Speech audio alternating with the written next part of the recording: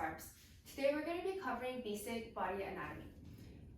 There's a lot of ways that your body can move, but I'm only going to cover the key concepts that really help me A, have a better understanding of my body, so B, I can figure out where my body is more flexible and mobile versus where it's lacking, and C, figure out the basic movements or principles of poses so I can piece together to figure out what my body needs, in particular to get into a pose.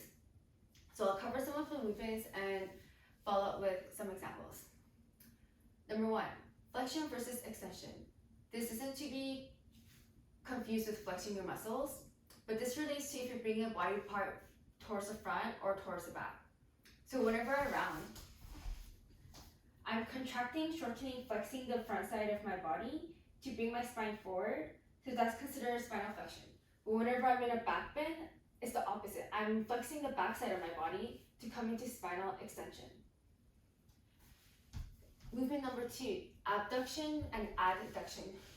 B versus D, in case my enunciation is not good. This relates to bringing your body parts away or towards the midline. So my legs are away from midline, which means I'm in hip abduction. My side hips, my glute medius, I think, are contracting in order to bring my legs out. Bringing my legs towards the midline is called hip adduction. That's why these are also called your adductors. They're contracting and shortening to bring your legs towards the midline or even past the midline. One thing to note is whenever you're flexing a muscle, you're stretching the opposite muscle. This is why mobility is strength plus flexibility and not pure flexibility. For example should be a drinking game. But for example, people who do a lot of core exercises, core for the front part of their body, they do a lot of rounding, like bicycle crunches, crow, etc. So they're constantly strengthening, shortening, contracting the front side of their body, and they're stretching the back side. They're lengthening and stretching the back side of their body. So if they don't balance out and work the back side of their body, it's going to be especially hard for them to get into back bends, or especially get into deep back bends. Because one, if a muscle is longer, it takes more strength to contract them. And two, whenever you're trying to go into a back bend, if you have a super strong core and you never really work out your back, you're constantly fighting against how short and how strong your front side of your body is. So you're not really able to get into a big back bend because it just takes a bunch of work. The third movement is internal rotation and external rotation. Internal rotation and external rotation refers to rotating a body part towards the midline versus outside. So toes in, thumbs in, or toes in, thumbs in is internal rotation. Toes out, thumbs out is generally external rotation. It's not 100% foolproof, but I generally see internal rotation as closing something off, where I see external rotation as opening.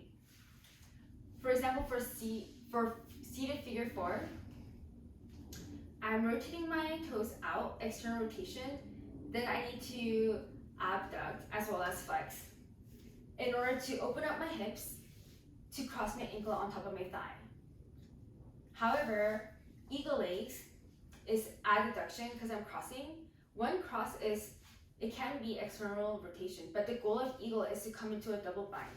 So by coming into a double bind, I'm pulling my knee towards the midline to cross my ankle behind the other. So this looks a lot more closed off than this, at least in my eyes. So generally that's how I like to think about the two. For another example is warrior 1 and warrior 2. Warrior 1, the back leg is an internal rotation because you're trying to close and squeeze your thighs together to build a torque to square your hips. However, warrior 2 is abduction and external rotation because you're trying to prevent your knee from caving in, so you're externally rotating, and you're in adduction because you're trying to open up your hips wide with the goal of actually making your thigh parallel to the mat. But again, it's not 100% foolproof. Some deviations is one when it refers to your knee, because you can't really flex your knee towards the front unless maybe you have an injury or you got in an accident. So when your knee is in flexion, it means you're bringing your heel towards your butt. So going towards the back. Another tricky deviation is gomakasana arms. Most spines are internal rotations of your arm or of your shoulder. But for gomakasana, your top arm is always in external rotation. If I bend internally, then rotate internally, then bend my elbow, then all of a sudden my arm is in external rotation because the rotation of my humerus, I think, and my forearm are different. So the act of bending my elbow changes the rotation from internal to external. Likewise with my bottom arm, if my thumb is on top, then I bend it, then all of a sudden I'm bringing things in. So the inside is always going to be internal, and the front part is always going to be in external rotation. That was sort of a very fast, high-level overview of some of the basic body movements that really helped me understand what I'm even doing and what a pose actually is supposed to do.